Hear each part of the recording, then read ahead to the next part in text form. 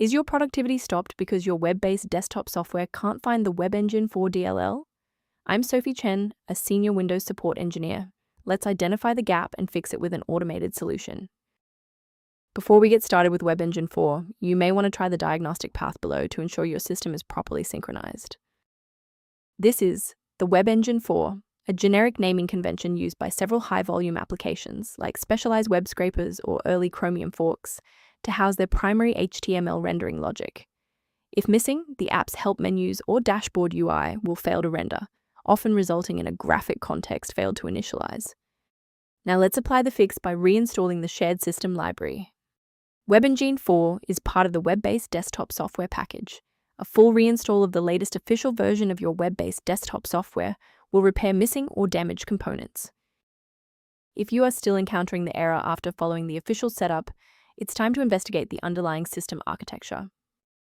If your system has been running for an extended period, a reboot might be necessary to resync your background processes and clear any temporary locks on the webengine4 file.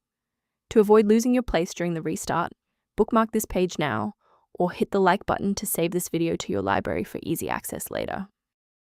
If the previous steps didn't work, there's one more action we can take to stabilize the environment.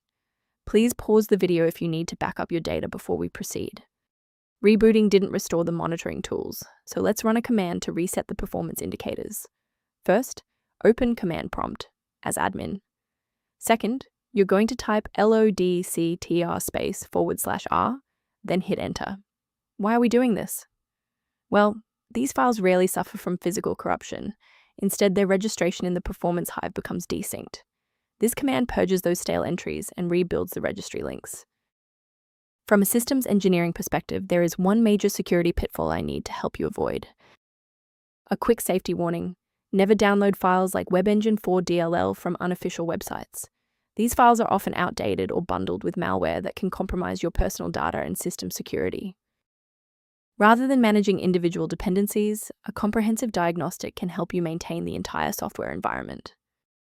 If you're addressing webengine4 inconsistencies, the official utility below provides maintenance-related documentation. I'm Sophie Chen, and I appreciate you watching. If this guide saved webengine4 workflow, please subscribe for more professional troubleshooting and tech advice.